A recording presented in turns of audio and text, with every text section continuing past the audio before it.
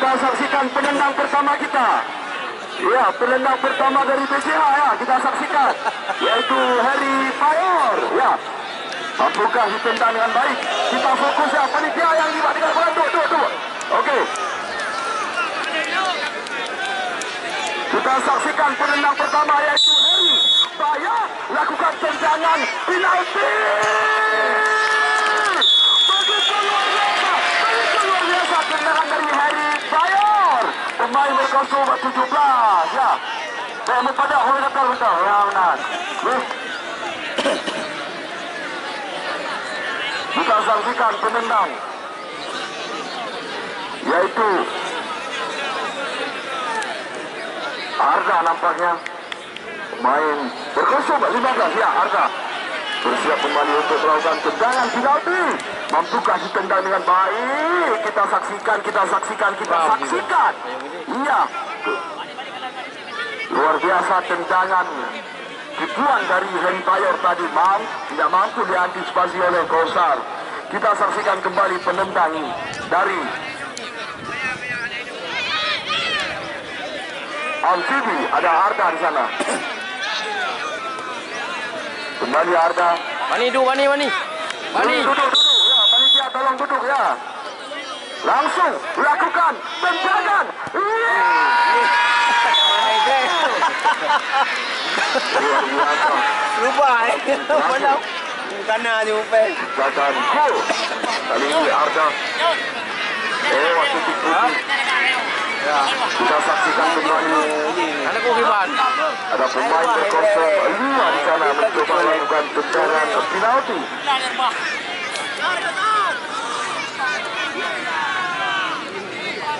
Muhammad Wali. Kita saksikan Muhammad Wali. Mampukah ia menjebloskan bola ke gawang dikawal oleh Kausar? Ya, kita saksikan Muhammad Wali.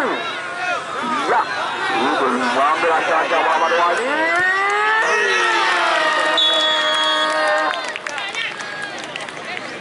Luar biasa.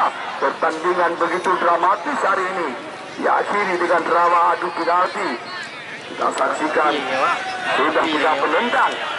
Ketiganya berhasil menciptakan gol ya.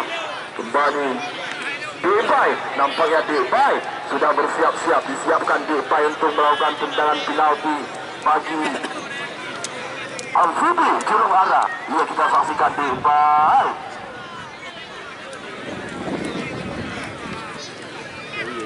Mampukah ditendang dengan baik oleh Depay?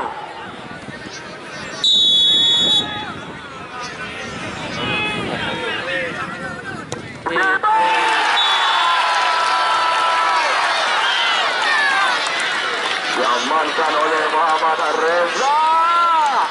Berhasil. Diamankan luar biasa. Muhammad Reza membaca tendangan dari Depay yang tidak terlalu keras.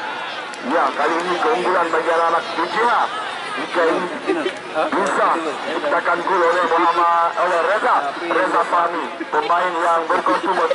Ya, kita saksikan bersiap-siap Kausar Ramadan jaga gawang dari Amfibi. Bersiap-siap Reza Fahmi.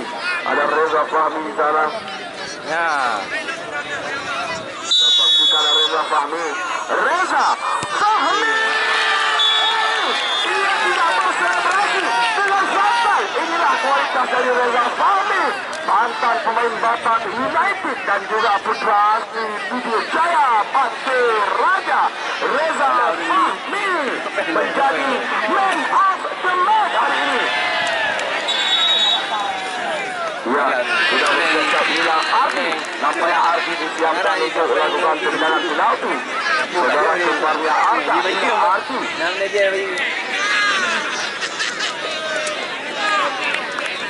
Ya, kita saksikan Ardi. Mampukah Ardi menjebloskan bola ke gawang oleh Muhammad Reza. Ardi berhasil menciptakan gol. Ya, inilah pemain berkostum 13 juga disiapkan untuk melakukan tendangan penalti, yaitu Sul Ikram. Kembali Sul Ikram, pemain bertahan. Kita saksikan mampukah ia menciptakan Engkul, Zul Ikram bersiap-siap dan juga Kosar Ramadan bersiap-siap. Di sana ada Zul Ikram. Luar biasa, luar biasa. Dengan tenang Zul Ikram bisa menjebloskan bolanya ke gawang yang dikawal oleh Nasib Kosar. Ya, kita saksikan kembali siapa yang akan baik goyang-goyang nih. menjadi penendang selanjutnya. Cium-cium pengulan. Fajar, nampaknya inilah Fajar, pemain berkostum 8 dari Amfibi. Inilah Fajar menjadi gelandang andalan dari Amfibi kali ini, menjadi eksekutor penalti. Mampukah ia jebloskan ke gawang yang dikawal oleh Muhammad Reza? Ada Fajar.